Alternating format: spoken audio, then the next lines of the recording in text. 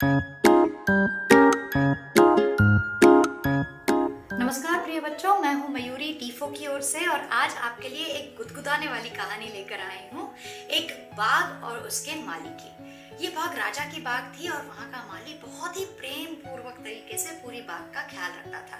राजा भी हर रोज बाघ के चक्कर लगाकर हर एक पेड़ को निहारता और उससे बातें करता और ऐसे में बहुत अच्छी तरीके से राजा ने माली को ये काम सौंप दिया था कि इस बाघ की पूरी जिम्मेदारी तुम्हारी है। अब एक दिन ऐसा आया जब गांव में मेला लगा हुआ था और आज मेले का आखिरी दिन था। माली चाहता था कि किसी भी हाल में उसे मेले में जाकर मेले का आनंद अपने परिवार के साथ उठाना है, लेकिन वो ये भी जानता था कि राजा के मेहमान आने वाले हैं कुछ ही दिन में और राजा ऐसे में माली को छुट्टी देने से रहा। तो माली ने सोचा भले ही आधे दिन की, लेकिन उसे छुट्टी मिल जाए तो वो अपने परिवार को मेले में ले जा सकता है। तो क्या किया जाए, काम बस थोड़ा सा था, पेड़ों में पानी डालने का था। तो उसने सोचा ये काम अगर मैं किसी पर सौंप दूं तो मेरे लिए भी काम आसान हो जाएगा, काम का काम भी हो जाएगा। उसे याद आया कि इस बाग में एक वानर सेना थी और इस वानर सेना का जो मुखिया है वो कई साल से माली को देखता रहा है कि माली कैसे पानी डालता है। उसने कहा कि यार इससे मैं अगर जाकर काम इसको सौंप दूं तो शायद काम मेरा बन जाए। वो पहुंचा मुखिया के पास। मुखिया से उसने कहा कि मेरी ये समस्या है, क्या मेरी आप मदद कर पाएंगे? वानर सेना के मुखिया ने कहा कैसी बात कर रहे हो आप ही की मेहनत की वजह से तो ये पेड़ इतने बड़े बड़े हुए हैं और इनकी जो डालियां हैं, इनके जो पेड़ हैं उन्हीं पर झूमते लहरते उन्हीं को फल खाते हम बड़े हुए हैं। तो आपके एहसानों को चुकाने का ये हमारे पास बेहतरीन मौका है। चलिए हम आपका काम आसान कर देते हैं, आप चले जाइए और हम काम पर लग जाते हैं। ऐसे करके मुखिया ने सारे वानरों को, सारे बंदरों को बुला लिया। सब हर कोई वहां पर काम पर लगने के लिए बिल्कुल सैनिकों की तरह तैयार हो गए और मुखिया ने कहा चलो एक एक करके पानी डालना शुरू करो।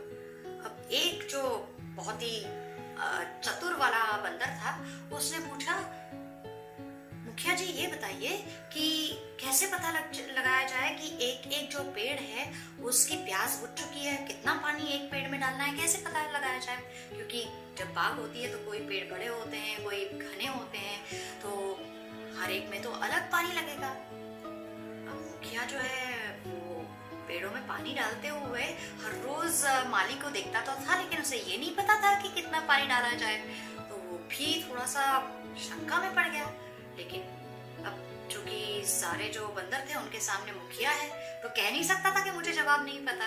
तो उसने कहा मेरे हिसाब से हर जो पेड़ है उसकी जितनी लंबी जड़ें होंगी उतना उसे पानी लगेगा, तो ऐसे में हमें जड़ों को मापना पड़ेगा। अब बंदरों को लगा जड़ों को कैसे मापा जाए, कैसे अंदर पता लगाया जाए कितनी लंबी जड़ें हैं?